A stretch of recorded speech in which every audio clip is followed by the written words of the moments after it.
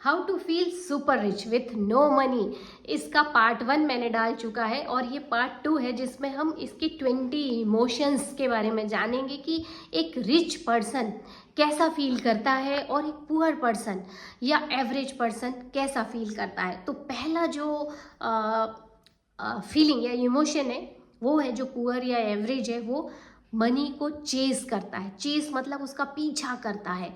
और जो super rich है वो एम्बॉडी करता है, वो इनर नोइंग, उसको पता रहता है, वो अपने अंदर उस चीज़ को ग्रहण कर लेता है। किस चीज़ को? कि मनी है मेरे पास, I am already wealthy person. तो do not chase, embody it, you are a rich person. Second, it is not a something which you pursued, it is a state of being। ये कोई ऐसी चीज नहीं है सुपर रिच या पैसा या वेल्थ जिसको कि पाया जा सके या परस्यूट किया जा सके। ये मानसिक स्थिति है। when you feel internally super rich, outer circumstances has no option। उनके पास कोई रास्ता ही नहीं बचता है कि आपके इमोशंस फीलिंग को मैच करते हुए लोग आपके पास लेके आए, अपॉर्चुनिटी आपके पास आए, खुद वो चीज़ें होती हैं आपके साथ। थर्ड है, जो पुअर पर्सन रहता है, मनी इज़ नोवेयर, वो कहीं भी पैसा नहीं देखता, उसको हमेशा हर जगह तकलीफ़ें ही दिखाई देती हैं और पैसा तो कहीं नहीं दिखता है। और जो रिच सुपर रिच की फीलिंग रहती है वो जानते हैं इट्स ऑलरेडी देयर, मनी यही है, उनको पता रहता है।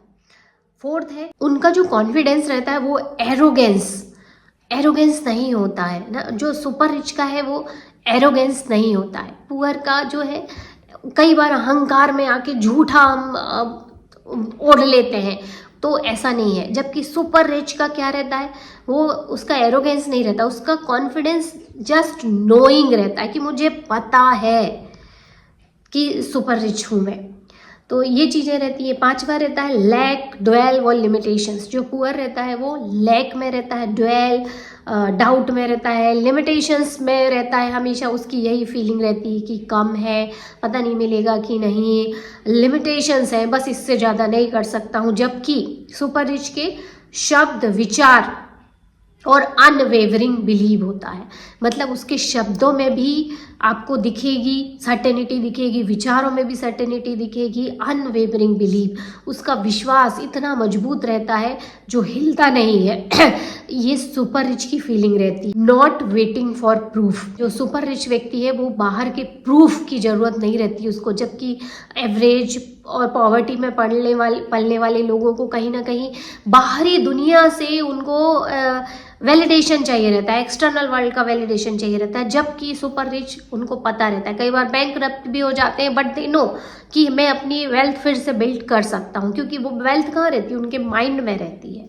तो इस तरीके से अनवेवरिंग बिलीव रहता है और ये बाहर की दुनिया का प्रूफ का वेट नहीं करते। They have a deep inner knowing. 7 है, they spend money with worry. जो पुअर लोग रहते हैं ना, वो पैसा खर्च करते समय वो वरी, उनको कहीं ना कहीं चिंता सताती है कि पता नहीं कब आएगा, नहीं आएगा, कितना टाइम लगेगा, बहुत टाइम लगता है आने में, बहुत मुश्किल है। बट जो सुपर रिच लोग रहते हैं, स्पेंडिंग विदाउट वरिंग, वो पैसा खर्च करते हैं। सबसे पहली बात तो कि they respecting money, they give importance to money. और जब वो पैसा खर्च करते हैं तो उनके अंदर कोई भी वरी नहीं होती कि ये आएगा कि नहीं आएगा। They know the game, they know कि पैसा सर्कुलेशन में रहता है। वो देखो, कभी भी रिच लोग ना डेट से डरते नहीं है, लोन लेने से डरते नहीं है। कितने रिच लोग देखो बिना लोन के वहां तक पहुंचे ही नहीं है। एक्चुअली लोन बुरी चीज बिल्कुल भी नहीं है, ऐसा हमने बना लिया है। लोन क्या, जो हम टैक्स देते हैं उसी का ही पैसा तो रहता है। आप बैंक में जितना पैसा है या गवर्नमेंट जो पैसा, वो हमारा ही पैसा है जो टैक्स के रूप में लिया जाता है। आप देखो, एक बिस्किट का पैकेट खरीद रहा है कोई व्यक्ति, उसमें भी टैक्स दे रहा है। मर्सिडीज खरीद रहा है, उसमें भी टैक्स दे रहा है। तो जो पैसा है वहाँ वो किसका है? वो हमारा ही तो पैसा। और अगर हमने अपना पैसा अपनी ही किसी ग्रोथ के लिए लिया तो क्या है बुरा इसमें? और दूसरी बात ये है कि ये एक अच्छा बिलीव है, एक अच्छी चीज है कि बैंक ने या लोगों ने आप पे ट्रस्ट किया। उन्होंने आप पे ट्रस्ट किया, बिलीव किया कि ये रिटर्न कर सकता है, इसमें काबिलियत है कि ये डिज़र्व करता है इतना पैसा, तभी तो उन्होंने लोन दिया। तो इसके लिए कभी चिंता नहीं करना, कभी नहीं उसमें जाना कि देना है या मेरा पैसा नहीं, ये आपका ही पैसा है। बस सोचने का नज़रिया अलग रहता है। तो आज से it is a good thing, हमें चिंता करने की बिल्कुल ज़रूरत नहीं। आप अपने काम पे फोकस कीजिए, काम को अच्छे से अच्छा करने की कोशिश कीजिए and money will come to you, you become a magnet of money.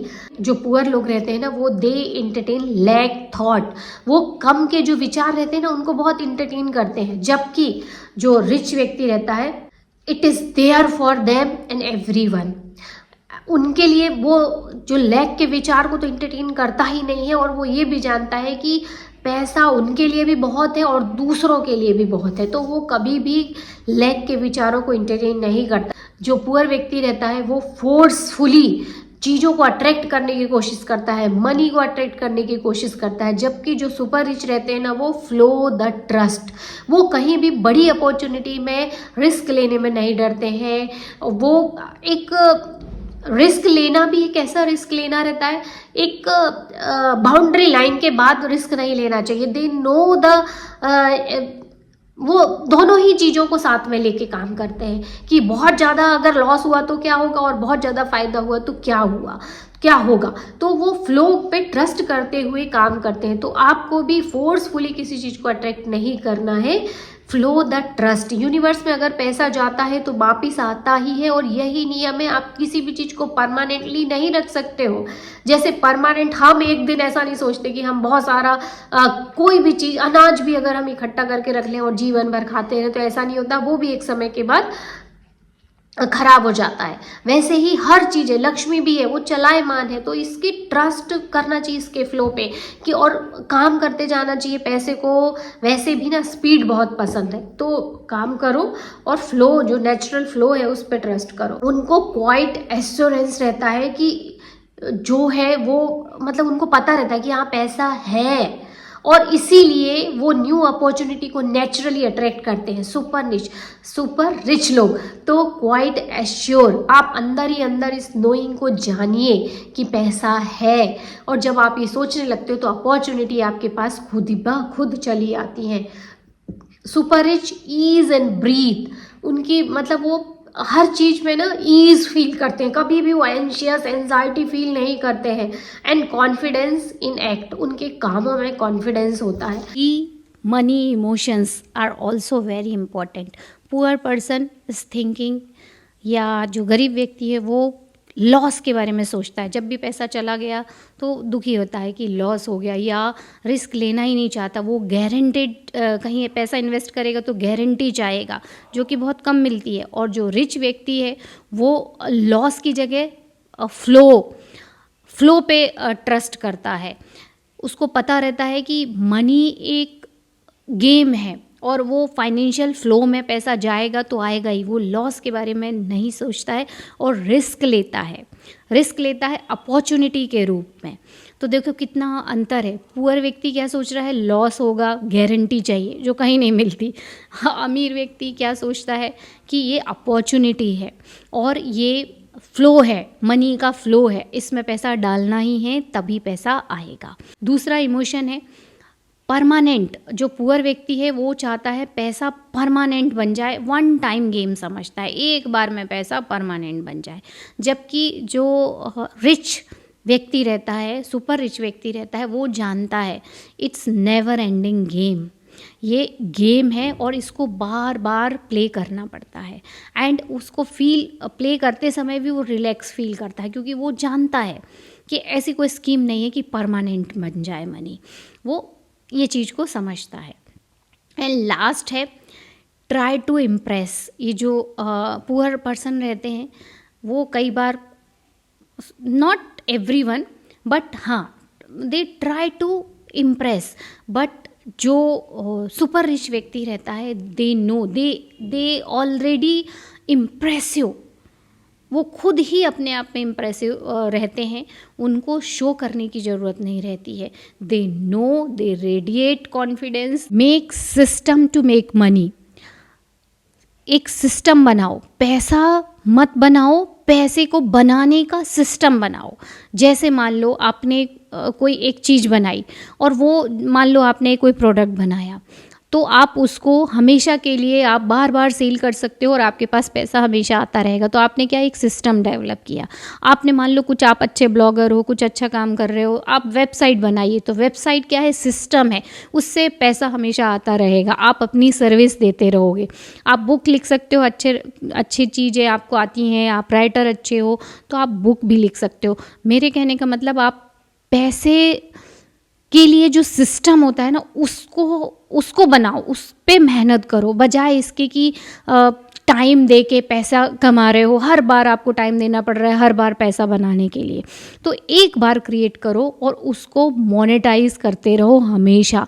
तो इस तरीके से जब सिस्टम डेवलप करोगे तो आप रिच माइंडसेट के व्यक्ति में गिने जाने लगोगे और ऐसे ही व्यक्ति रिच बनते हैं।